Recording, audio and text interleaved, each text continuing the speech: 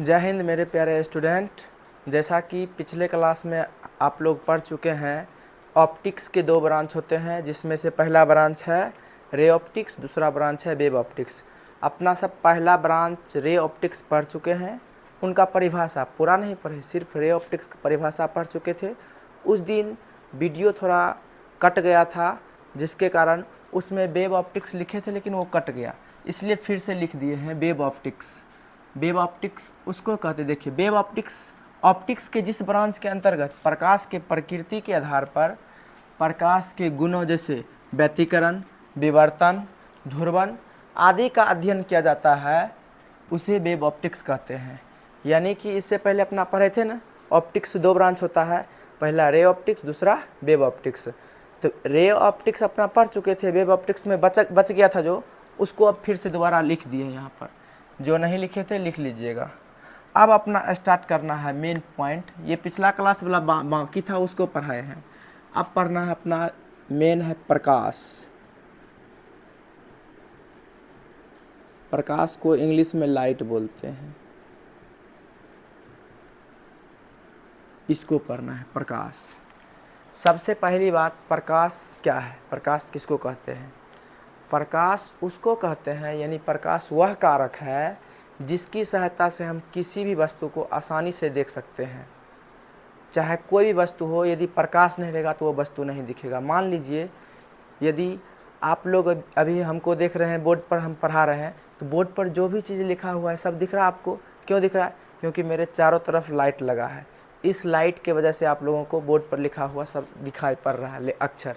यदि लाइट बंद कर दिया जाए तो यहाँ पर जितना भी चीज़ लिखा रहेगा कुछ नहीं दिखाई देगा, ऐसा कि हम भी नहीं आप लोगों को दिखाई देंगे। इसका मतलब क्या है? यानी प्रकाश नहीं रहेगा तो अपना किसी भी चीज़ को देख नहीं सकते हैं। रात में प्रकाश कहाँ से आता है? रात में बल्ब जला करके प्रकाश लाते हैं, लालटेन, डिबिया, मोमबत्ती जो भी होता है उसे जलाते हैं, और दिन में सूर्य के प्रकाश से अपना सब किसी वस्तु को आसानी से देख पाते हैं। चलिए प्रकाश की परिभाषा लिख सकते हैं, यहाँ लिखिए प्रकाश।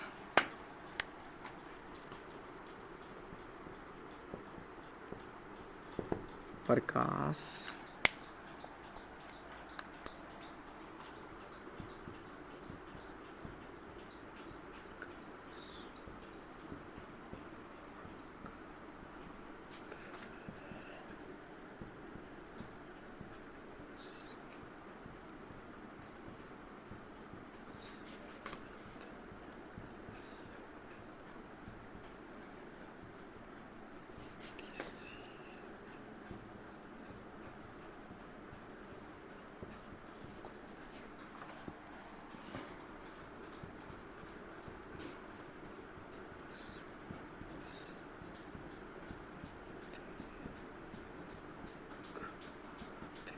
ये बात तो अपना सबको समझ में आ गया है कि प्रकाश क्या है। अब देखिए, प्रकाश निकलने का बहुत सारा माध्यम होता है। प्रकाश बहुत जगह से प्रकाश निकलता है, बल्ब से भी प्रकाश निकलता है, सूर्य से प्रकाश निकलता है, लालटेन से प्रकाश निकलता है, मोमबत्ती से प्रकाश निकलता है। तो जो जिस वस्तु से प्रकाश निकलता है सभी प्रकाश का क्या है? स्रोत है। प्रकाश का क्या है? स्रोत। उससे पहले आप लोग एक बात जान लीजिए कि प्रकाश जो है, प्रकाश ये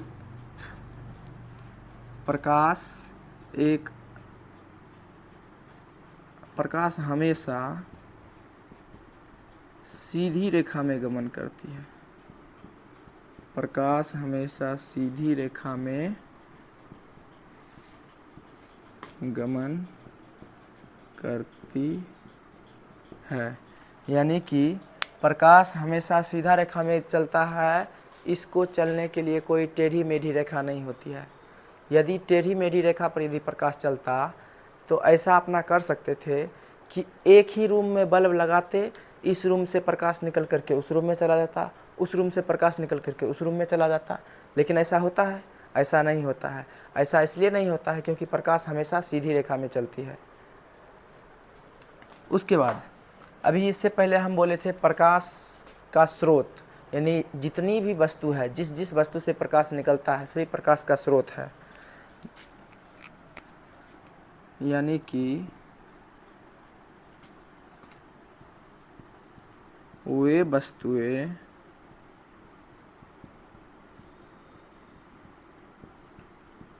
जिनसे प्रकाश उत्सर्जित होती है सभी प्रकाश का स्रोत कहलाता है। जितना भी संसार में वस्तु है, जिस जिस वस्तु से प्रकाश निकलता है सभी प्रकाश का स्रोत है। आप लोगों से एक क्वेश्चन, अभी आप लोग जो हमको देख रहे हैं, नीचे में लाइट लगा है जिसके कारण आप लोग हमको देख रहे हैं, तो यहाँ पर प्रकाश का स्रोत क्या होगा? मेरे चारों तरफ जो लाइट लगा है वो लाइट होगा। यहाँ पर प्रकाश का स्रोत सूर्य को नहीं बनाएंगे या लालटेन को नहीं बना सकते हैं, डिबिया नहीं है यहाँ पर अभी। चलिए, उसके बाद है अपना पढ़ना है प्रदीप्त और अप्रदीप्त वस्तुएं। प्रदीप्त और अप्रदीप्त, प्रदीप्त वस्तुएं। देखिए, प्रदीप्त और अप्रदीप्त वस्तु होता क्या है, पहले इसके बारे में जान लेते हैं, उसके बाद लिखिएगा। प्रदीप्त और अप्रदीप्त वस्तुएं वस्तु होते हैं। जैसे प्रदीप्त वस्तु, प्रदीप्त वस्तु उसको कहेंगे जिस वस्तु से स्वयं प्रकाश उत्सर्जित होता है उसे प्रदीप्त वस्तु कहेंगे, और जिस वस्तु से स्वयं खुद प्रकाश उत्सर्जित नहीं कर सकता है उसे अप्रदीप्त वस्तु कहेंगे। जैसे यहाँ पर बल्ब जला रहे हैं ना, बल्ब से डायरेक्ट अभी प्रकाश निकल रहा है, यानी बल्ब खुद से प्रकाश उत्सर्जित करता है। इसको जलाने के लिए बगल से कोई दूसरा लालटेन डिबिया नहीं रखे हैं, बल्ब खुद से प्रकाश निकलता है। उसी प्रकार सूर्य, सूर्य से खुद प्रकाश निकलता है, वो किसी दूसरे से प्रकाश नहीं लेता है। उसके बाद ले लीजिए आप, जैसे लालटेन, लालटेन जब जलता हुआ रहता है उस समय बुझा हुआ लालटेन नहीं, जलता हुआ लालटेन, जलती हुई मोमबत्ती या जलता हुआ डिबिया जो बोल सकते हैं। या जब आग कहीं पर भी लग जाता है या अंधेरा में आग लगा करके रख दीजिए तो उसके चारों तरफ रोशनी फैल जाती है, इसका मतलब आग से प्रकाश निकलता है। तो ये सभी प्रदीप्त वस्तुएं होगा।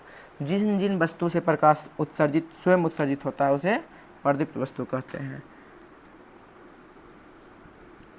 वे सभी वस्तुएं जिनसे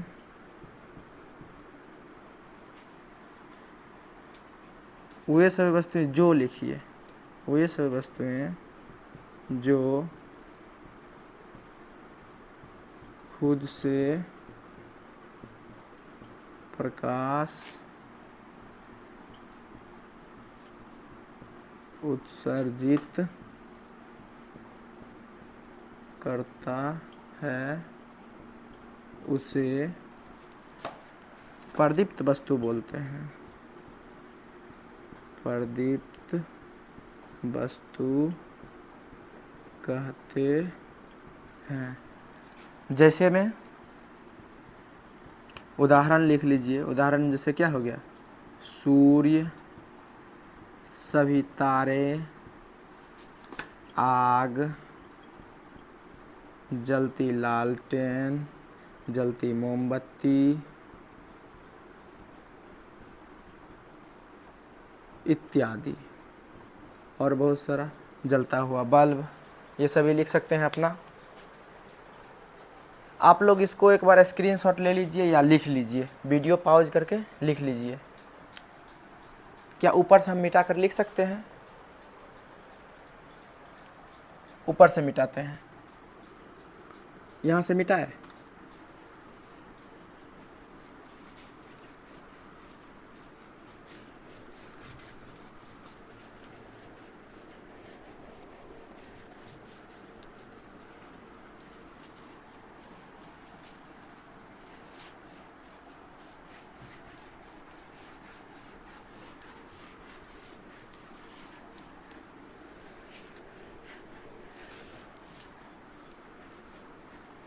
ऊपर लिखते हैं फिर नीचे वाला मिटाएंगे, ठीक।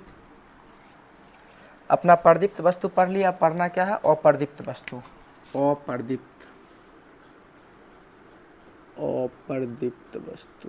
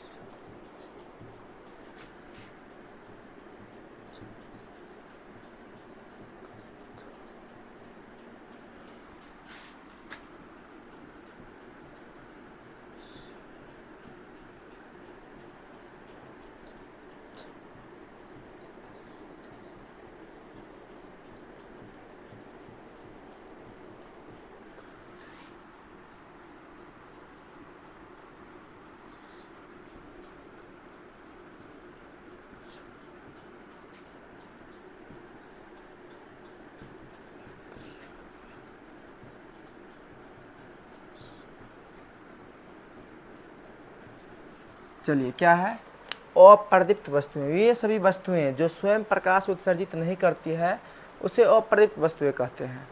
जैसे हमें लिखे हैं चंद्रमा। इस चंद्रमा पर विशेष ध्यान दीजिएगा आप लोग। चंद्रमा से प्रकाश निकलता है लेकिन फिर भी एक कैसी वस्तु है, अप्रदीप्त वस्तु में इसको रखे हैं।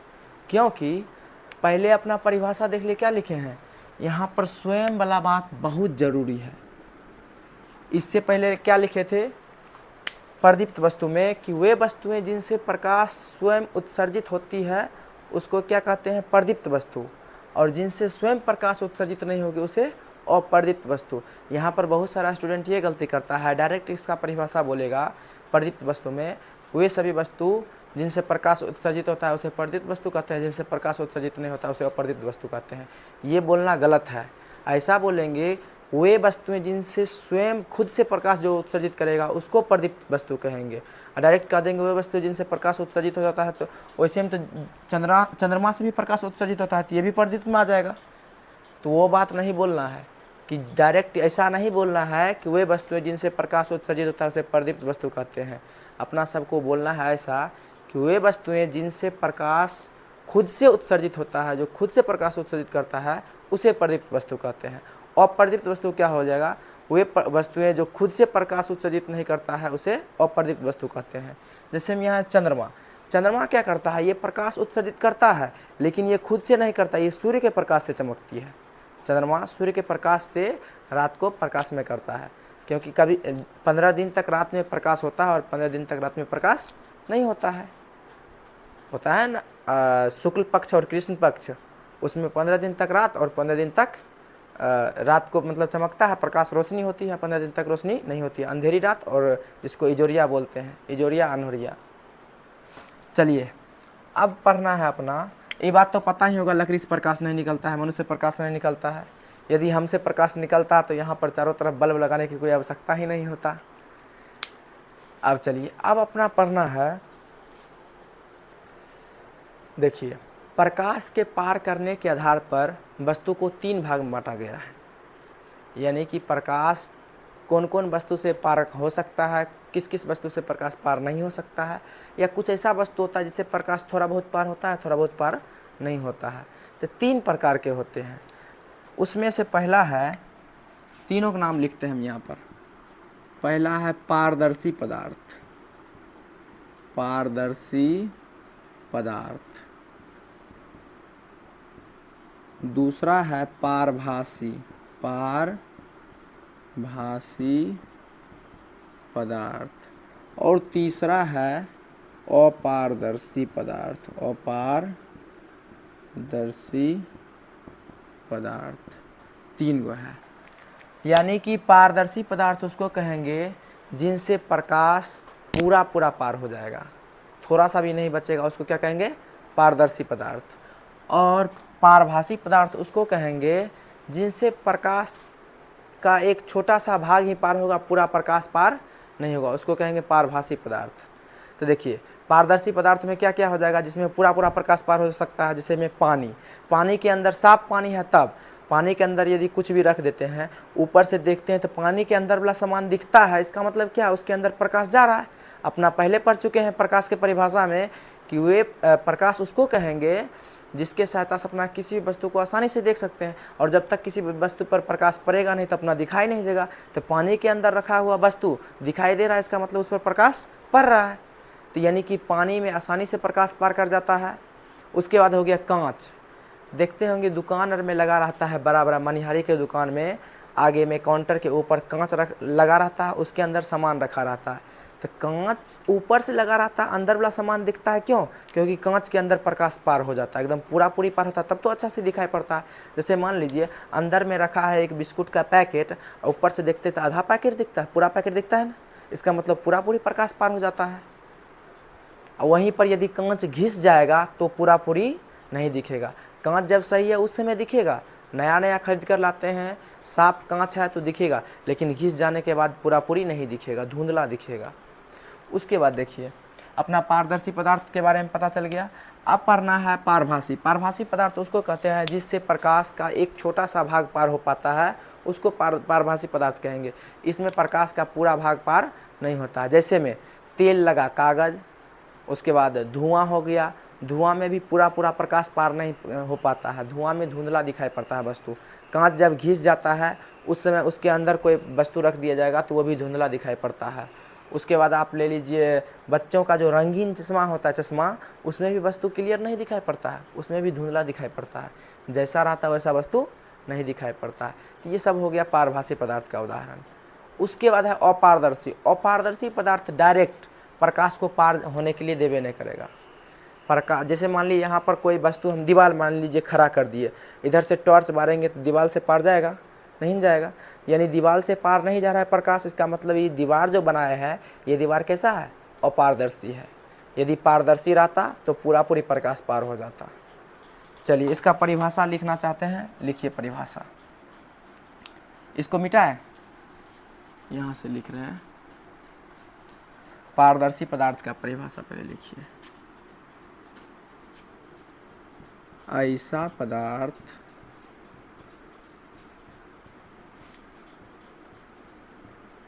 जिनसे होकर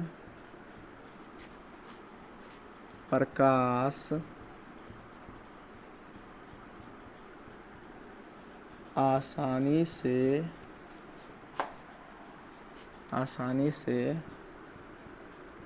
पार कर जाता है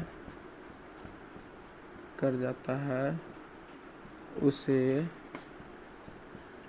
पारदर्शी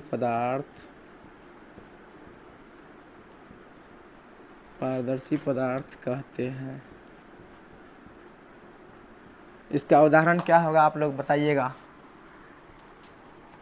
उदाहरण में लिखिए, उदाहरण होगा इसका, जैसे में अपना हो गया कांच यानी शीशा, उसके बाद पानी, उसके बाद ले लीजिए हवा, और बहुत सारा चीज़ हो सकता है इत्यादि। इसके अलावा यदि आपको कोई और चीज़ याद है तो उसे कमेंट बॉक्स में ज़रूर लिखिएगा। पारदर्शी पदार्थ के बाद क्या है? अरे इसके गिर गया।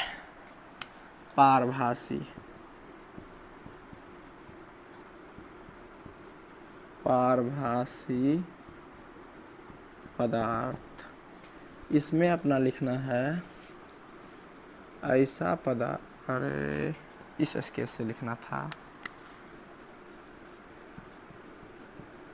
ऐसा पदार्थ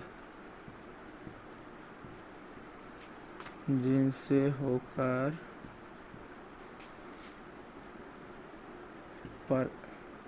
ऐसा पदार्थ जो लिखिए, ऐसा पदार्थ जो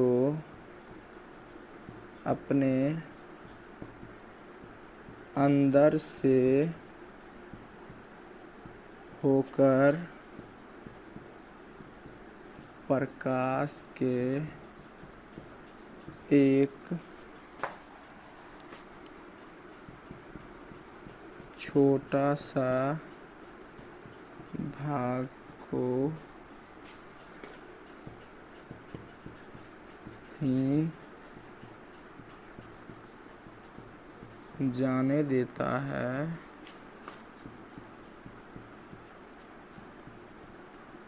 पारभासी पदार्थ कहलाता है।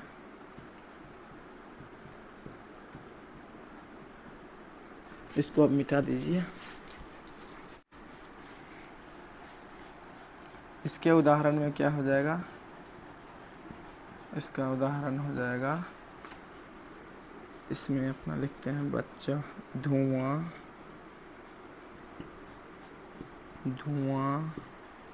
उसके बाद हो गया घिसा हुआ कांच,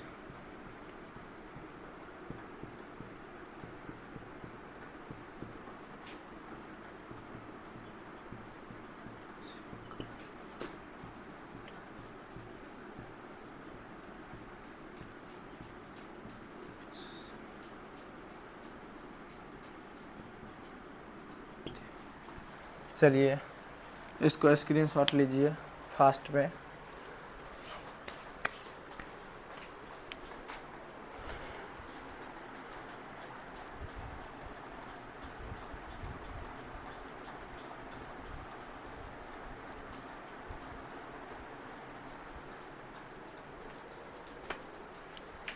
इसको मिटा सकते हैं, ऊपर से मिटाकर फिर से लिख रहे हैं। नीचे लिखे, यहीं लिखते हैं ऊपरी में।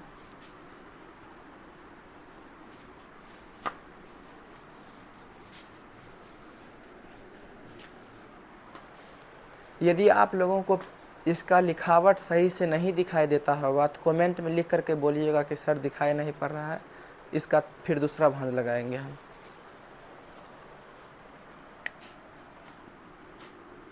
अब क्या होगा, 3 नंबर अपारदर्शी, अपारदर्शी पदार्थ। अपारदर्शी पदार्थ में क्या बोले थे, ऐसा पदार्थ जिनसे होकर प्रकाश आसानी से पार नहीं कर पाएगा। ऐसा पदार्थ जो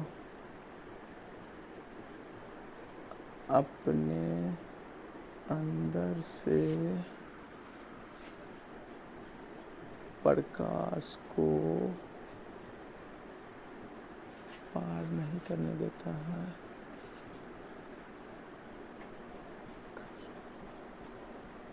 देता है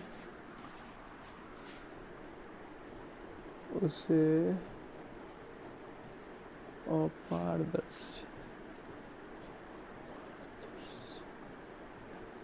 पदार्थ कहते हैं।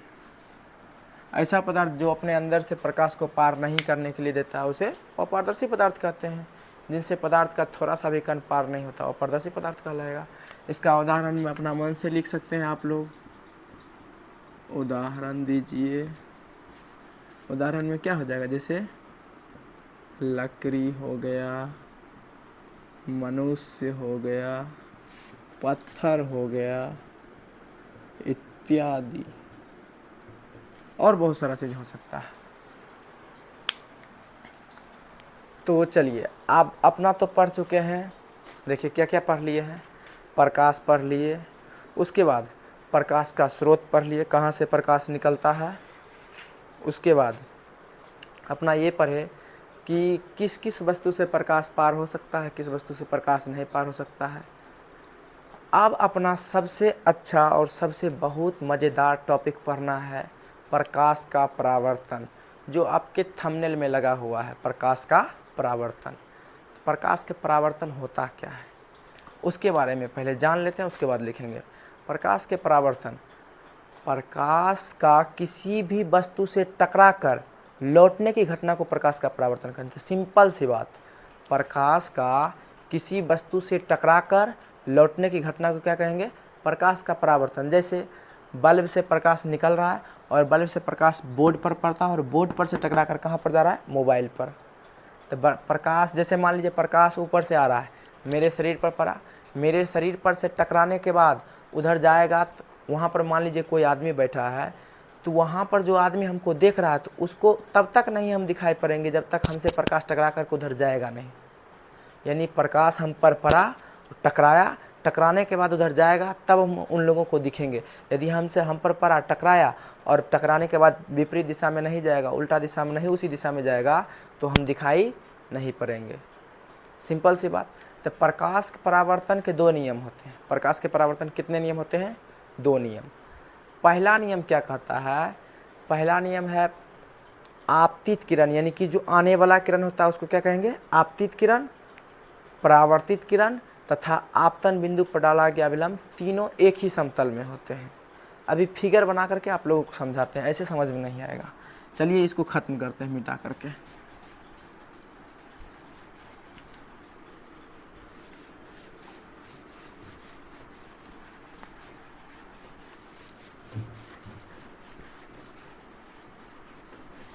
इसको रफा दफा कर दिया जाए।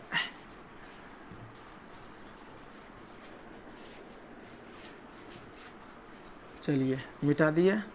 अब लिखना है अपना प्रकाश का परावर्तन।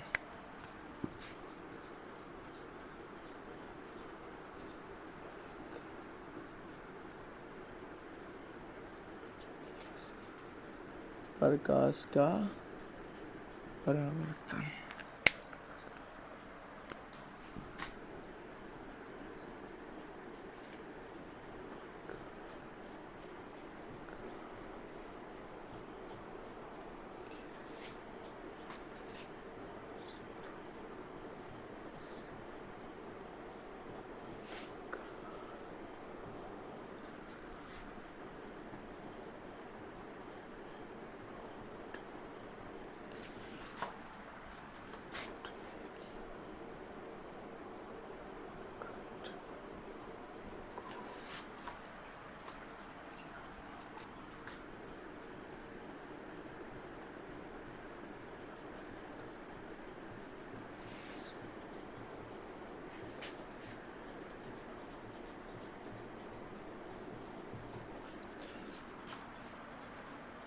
देखिए जैसे यहाँ पर एक फिगर बना रहे हैं हम, जैसे मान लीजिए एक ये दर्पण है, इसका इस साइड रंगा हुआ है, इधर से एक प्रकाश आया टकरा गया, फिर इधर रिटर्न हो गया, आया रिटर्न हुआ। इस पर एक अभिलंब डाल देते हैं।